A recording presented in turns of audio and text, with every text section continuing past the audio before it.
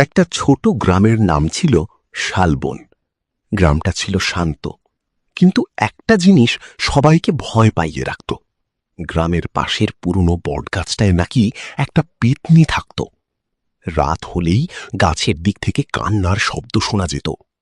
আমার গয়নাটা ফেরত দাও। গ্রামের মানুষ সন্ধ্যার পর আর ওই পথে যেত না। গ্রামে থাকত এক বুড়ো কবিরাজ, নাম কাশেম কবিরাজ। লম্বা সাদা দাড়ি, হাতে লাঠি আর গলায় তাবিজ ঝোলানো। সবাই বলতো কাশেম কবিরাজ নাকি ভূতও তাড়াতে পারে। এক রাতে গ্রামের এক লোক দৌড়ে এসে বলল, কবিরাজ সাহেব, আমার গরু হারিয়ে গেছে, শেষবার ওই বটগাছের কাছে দেখেছিলাম। কাশেম কবিরাজ বললেন, আজ রাতেই রহস্যের শেষ হবে। তিনি হাতে হারিকেন নিয়ে একাই রওনা দিলেন বটগাছের দিকে। চারদিক নিস্তব্ধ। হঠাৎ ঠান্ডা বাতাস বইতে শুরু করল। তারপর ঝপাং! গাছের ডাল থেকে সাদা কাপড় পরা একটা পেতনি নিচে নামল। তার চুল মাটিতে লেগে আছে, চোখ দুটো লাল আগুনের মতো। পেতনি ভয়ঙ্কর গলায় বলল, কে এসেছে আমার এলাকায়? কবিরাজ ভয় পেলেন না। তিনি মন্ত্র পড়তে শুরু করলেন।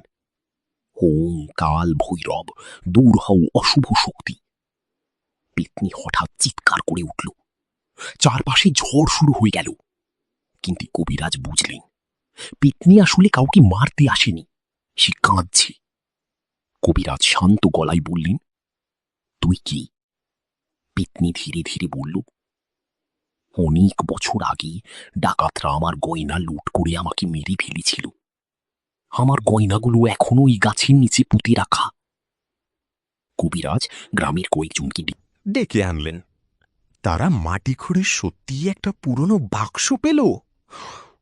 বাক্সের ভেতর ছিল সোনার গয়না আর একটা পুরনো ছবি। পেতনি ধীরে ধীরে হাসল, তারপর বলল, এবার আমি মুক্ত।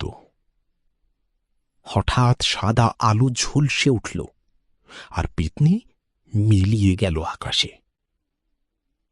সেদিনের পর থেকে আর কখনো বটগাছের কাছে কান্নার শব্দ শোনা যায়নি।